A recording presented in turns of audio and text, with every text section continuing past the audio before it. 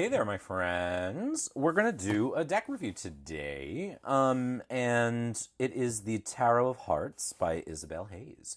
And I actually say I'm not going to do mass market deck reviews, and I'm not going to do deck reviews, and then every once in a while, something comes along and strikes me as worth showing off, in the mass market. Oh, I guess we should show off this too. This is my new Dracula bust that I got at the craft store like a crazy person because I could not.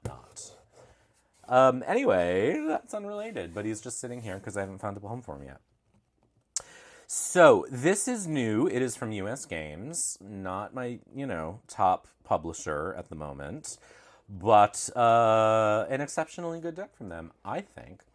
And let's take a look because that's what you're here to see. So, here's the guidebook. And this is not new, and like this is really new, but I think there's already reviews and walkthroughs out there. Really chunky guidebook. I wish that publishers would kind of put less effort into the expense of the guidebooks. Like, this is glossy paper. And the reason I feel like that is, like, I don't need glossy paper in a guidebook, but also people write in these and highlight, and, like, glossy paper just sucks for that. I know it makes the pictures look good, but the book is really just a guidebook. You know what I mean? It's not just, like, I don't mean to, like, denigrate it. But it's not, like, there's some guidebooks are like, oh, here's something new about tarot, right? This isn't that. It's a pretty straightforward guidebook for the deck from what I can see. But the cards are why we're here. So let's take a looky-poo at these bad Larrys. So, really nice size. This is the back, which is quite cool. And then it's got this sort of matte edging, this sort of yellow, almost sort of like pollen-y green. And then there are the cards, and I really do quite like the deck a lot. I think stylistically it's very cool. The art I love. I just think it's great in that regard. It's majority people of global majority, almost exclusively people of global majority, which is also very cool. And it's just got an interesting point of view. Like, I can't think of anything else like it. I think that artistically, style-wise, it reminds me a little bit of Stella's Tarot, but not, obviously it's its own thing. It's pretty Whitesmith. Like, there's, again, sort of nothing sort of revolutionary in that regard. But I just think, in terms of representation, in terms of style, in terms of card quality, it's a linen cardstock. I've never seen this particular kind of linen cardstock before. I don't know if you can sort of see. But it's not quite as slippery as most linen cardstocks, which I appreciate. It's still kind of slippery, but not quite as slippery as others. So let's just dive into the deck. As I always do, I'm not going to linger too much. We'll just look at the cards. I think they're just really cool. And I would say I don't do introduction to tarot classes very much, but I think that this is absolutely a deck that I would use, if I were going to say I want everyone working with the same deck, which I don't usually do either. But I do like the idea of folks working with similar images. So I just find, again, this is a really successful deck in so many ways. And there are 2 Lovers cards, and I don't know what I did with the other one. Is it maybe in the bottom? Yeah. So I actually like these masks for some reason. This is the other one. I think they're both quite nice. I just sort of liked the mask, the ball mask quality here. This is a Chariot card I really like. I typically, Chariot's one of my cards. I'm a Chariot Tower, and I typically don't really care much about Chariot cards. I don't really like them. I think they often sort of fall flat, much like the Wheel of Fortune, but I like this one. So, not my favorite Hermit, I'll say. I like to see where the Hermit is looking, particularly in readings, because where the Hermit is pointing often will indicate a lesson or an opportunity.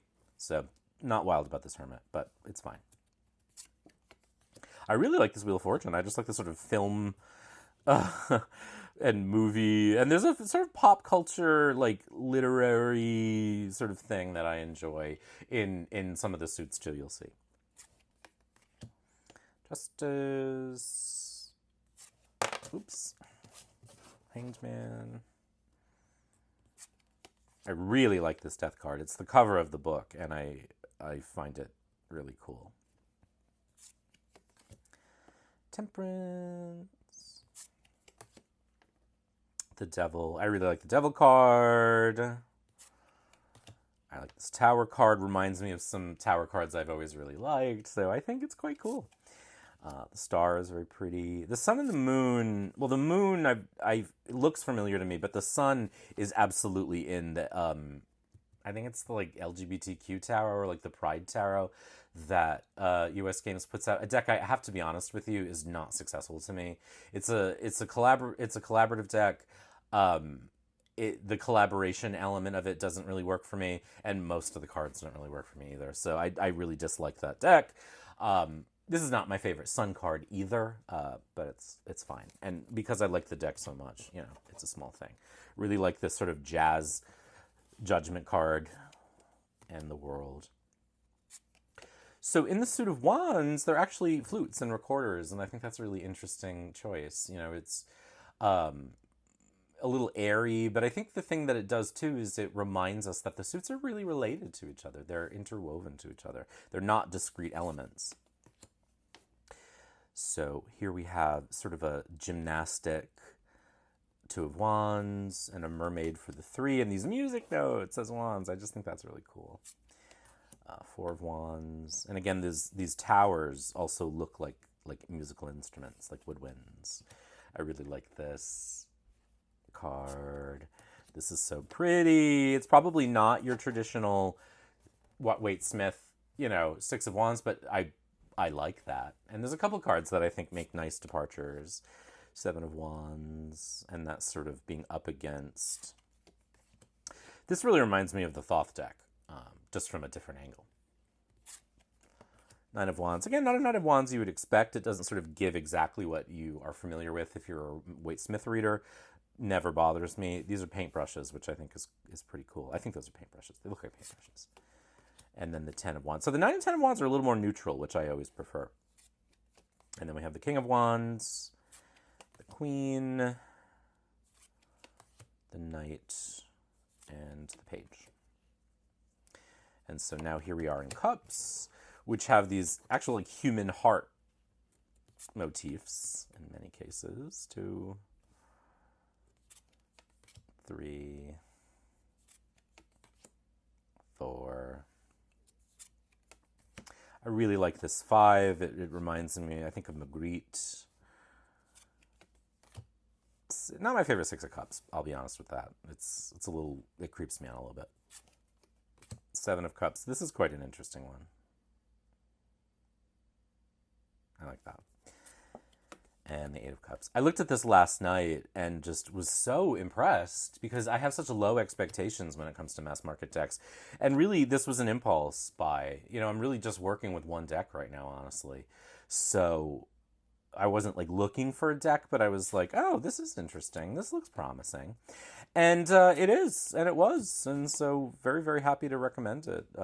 And again, if you have a deck that you're loving and you're working with, I don't think you necessarily need to run out and buy this or any deck. But I also think that, if you are I'm a Waite-Smith person, I just need something that's more in line with my style, my goals, my whatevers, then this is worth considering, I think. And I'm very happy to have it.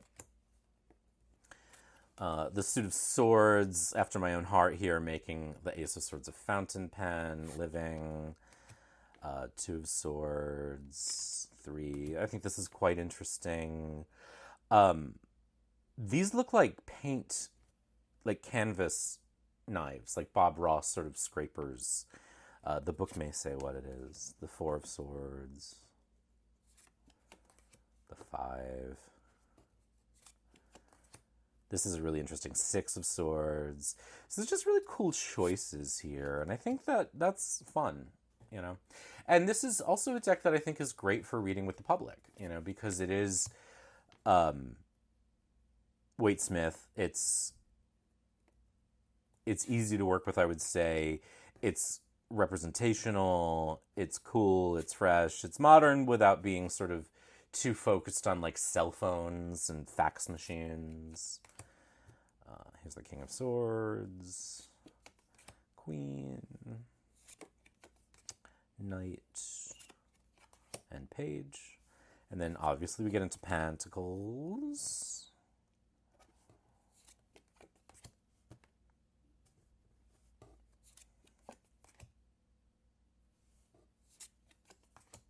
I really like this 4 that's more active and a little less focused on the money of the pentacles here.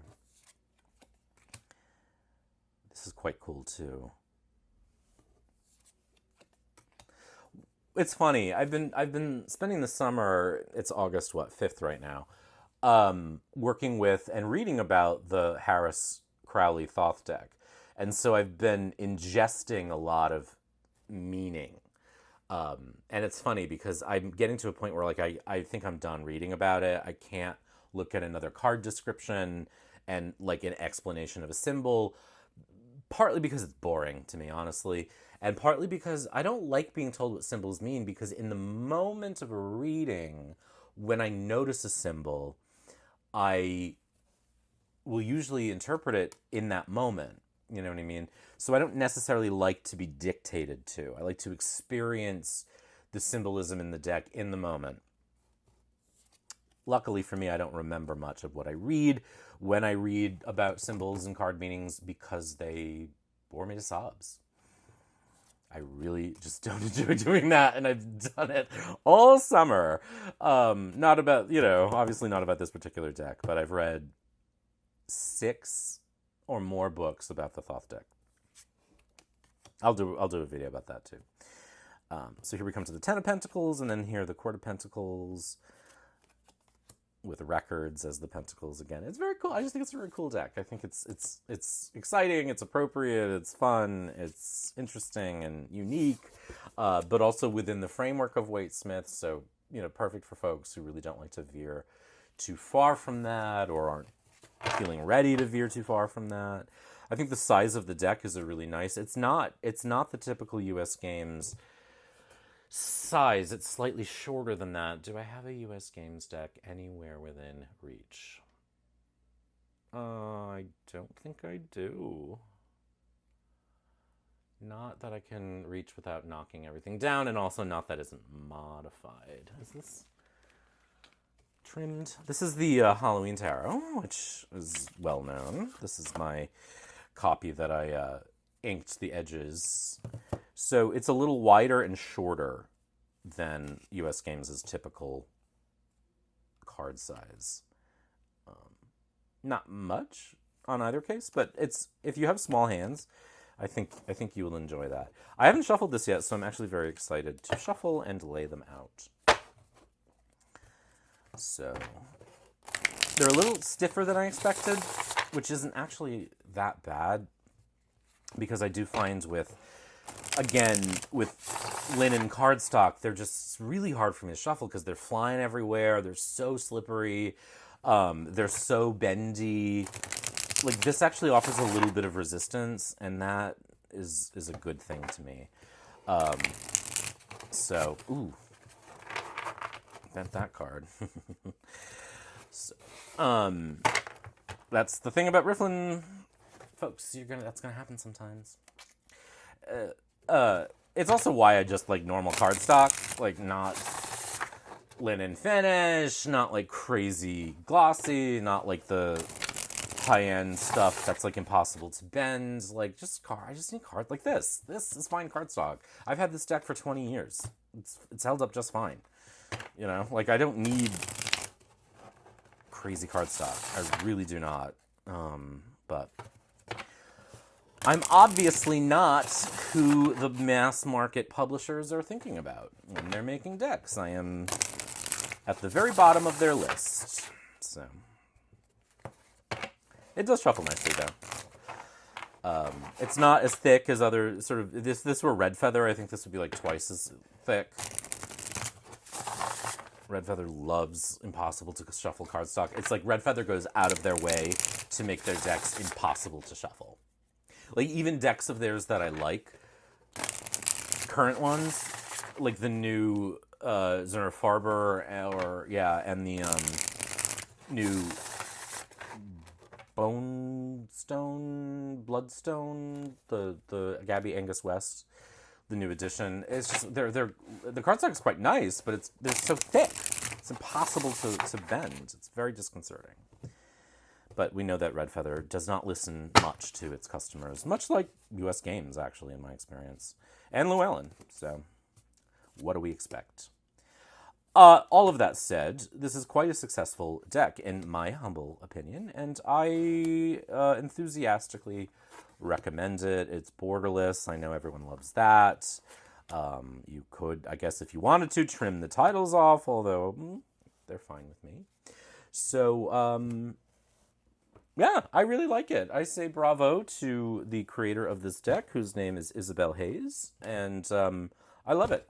Bravo. Nothing, no more notes. No additional notes. I think it's quite good. And so there you have it. That's the Tarot of Hearts by Isabel Hayes. She talks about why it's called that in the book. I won't spoil the surprise. But really nice job. Quite good. Oh, I realized I shuffled both Lovers cards in, so that was the one I kept out. I'm going to remove it out. So there you go. Let me know what you think. What decks are you working with a lot lately? Let me know. Tell me in the comments. Hope to hear from you soon. Take care. Be good. And more videos in the coming weeks, despite Mercury retrograde. Bye!